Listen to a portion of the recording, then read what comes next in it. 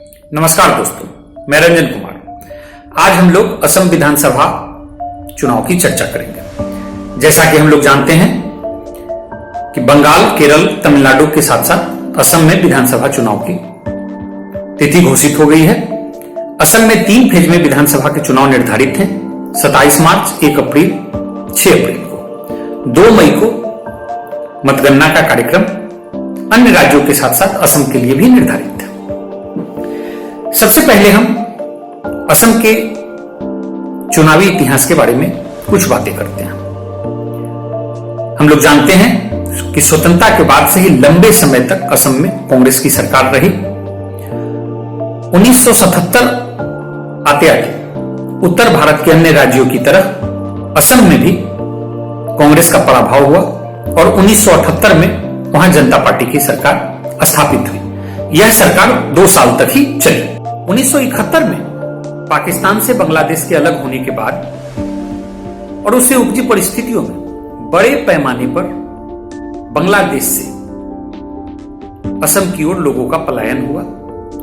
इसमें हिंदू और मुसलमान दोनों शामिल थे। इन परिस्थितियों में 70 के दशक के अंतिम वर्षों में घुसपैठियों के विरुद्ध असम में व्यापक आंदोलन शुरू हुआ। आगे चलकर इस आंदोलन ने हिंसक रूप भी धारण कर लिया। इस आंदोलन का नेतृत्व मुख्यतः वहां के छात्रों के हाथ में था और लगभग 6 वर्षों के आंदोलन के बाद 1985 ईस्वी में केंद्र सरकार के साथ इन आंदोलनकारियों का एक समझौता हुआ जिसको असम एकॉर्ड के नाम से जाना जाता है। और उसके बाद पुनः वहां राजनीतिक गतिविधियां प्रारंभ हुई। इन छात्रों ने एक राजनीतिक दल बनाया, असम गण परिषद, और 1985 में चुनाव हुआ। उस चुनाव में असम गण परिषद को बड़ी भारी जीत मिली और इसके नेता प्रफुल्ल कुमार महंत असम के मुख्यमंत्री बने, जो संभवतः उस समय देश के सबसे युवा मुख्यमंत्री थे। इसके बाद 5 साल तक इनका शासन रहा। 1990 में फिर कांग्रेस की सरकार आ गई। 1995 में कांग्रेस की सरकार पराजित हुई और असम गण परिषद की सरकार पुनः आ गई। इसके बाद लगातार 3 टर्म तक वहां कांग्रेस की सरकार रही और तरुण गोगोई 15 साल तक मुख्यमंत्री बने रहे। 2016 के पिछले विधानसभा चुनाव में वहां भाजपा गठबंधन पहली बार सत्ता में आई। इससे पहले 2014 के चुनाव में लोकसभा में वहां के लिए निर्धारित 14 सीट में से भाजपा 7 सीट जीत चुकी थी। तो हम देखते हैं कि 2014 में ही भाजपा ने वहां मजबूती से अपना पैठ बनाना शुरू कर दिया था। अब हम थोड़ी चर्चा यह कर लेते हैं कि किन परिस्थितियों में 2016 में भाजपा की वहां जीत हुई। इसका सबसे बड़ा कारण तो यह था कि पिछले 15 साल से वहां कांग्रेस की सरकार थी जिसके विरुद्ध वहां एंटी इनकम्बेंसी व्याप्त था। दूसरा, नरेंद्र मोदी देश के प्रधानमंत्री बन गए थे और ऐसे में देश के राज्यों में, मुख्यतः उन राज्यों में जहां विपक्षी दल की सरकार थी, उनके लिए आकर्षण काफी बढ़ गया था।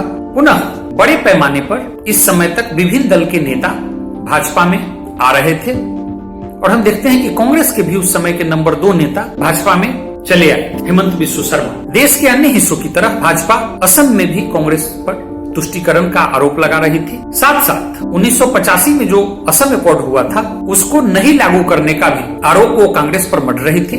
साथ ही जनता से उन्होंने वादा किया कि अगर वे सत्ता में आएंगे तो इस एकॉर्ड को अक्षरशः लागू करेंगे। इसके साथ साथ भाजपा ने व्यवहारिक राजनीति पर भी जोर दिया और एक मजबूत गठबंधन तैयार किया जिसमें असम गण परिषद के साथ साथ पिछले 10 वर्षों से कांग्रेस की सहयोगी रही बोडो पीपुल्स फ्रंट को भी अपने पाले में कर लिया। अगर इस चुनाव में हम देखें, 2016 के चुनाव में भाजपा को 30%, असम गण परिषद को 8% और बोडो पीपुल्स फ्रंट को 4%। कहने का मतलब कि एनडीए गठबंधन को लगभग 42% मत प्राप्त हुआ था, जबकि कांग्रेस को 31%, all India United democratic front को 13% मत प्राप्त हुए थे।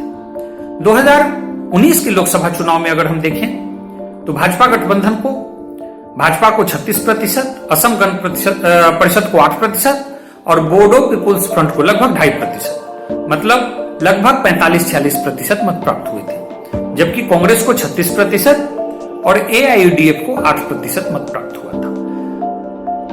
इसमें कांग्रेस अकेले चुनाव लड़ रही थी।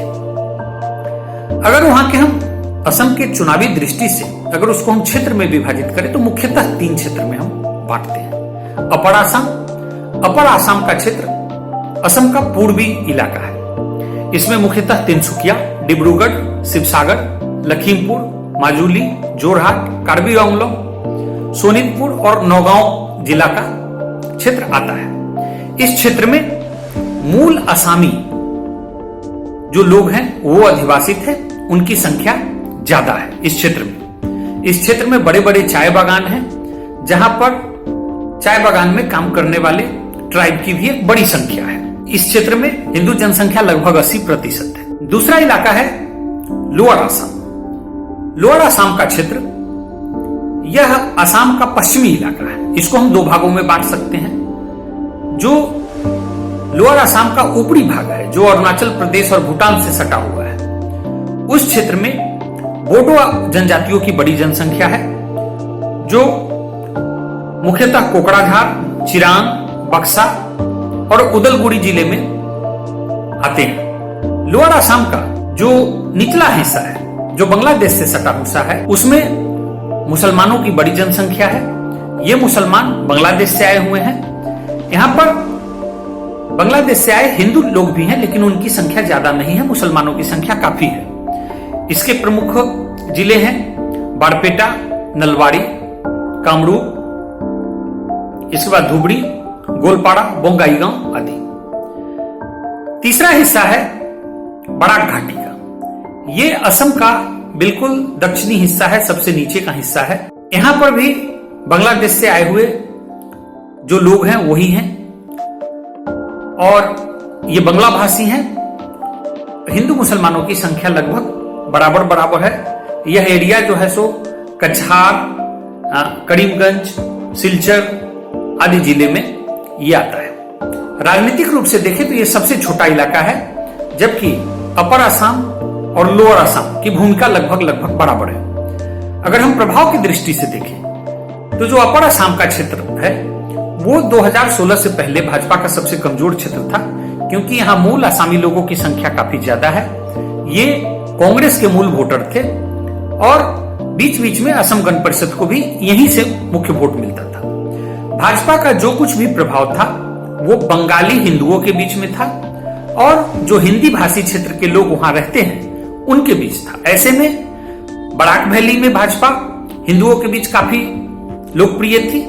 साथ साथ जो लोअर असम का एरिया है वहां भी जो बंगाली भाषी हिंदू हैं उनके बीच भाजपा का प्रभाव था। लेकिन पिछले 2 चुनाव से भाजपा अपर असम में काफी मजबूती से आई है। इसके 2-3 प्रमुख कारण हैं। एक कि कांग्रेस के बड़े नेता तरुण गोगोई का निधन हो गया, अब इस क्षेत्र में कांग्रेस का कोई बड़ा नेता नहीं रहा। दूसरा, असम गण परिषद के साथ उनका गठबंधन हो गया। तीसरा, चाय बागान के ट्राइब को उन्होंने अपनी तरफ मिलाया और असम को भी धार्मिक आधार पर ध्रुवीकृत करने का प्रयास किया गया, जिसका प्रभाव इस क्षेत्र में असम के अन्य क्षेत्र के साथ साथ देखने को मिला है।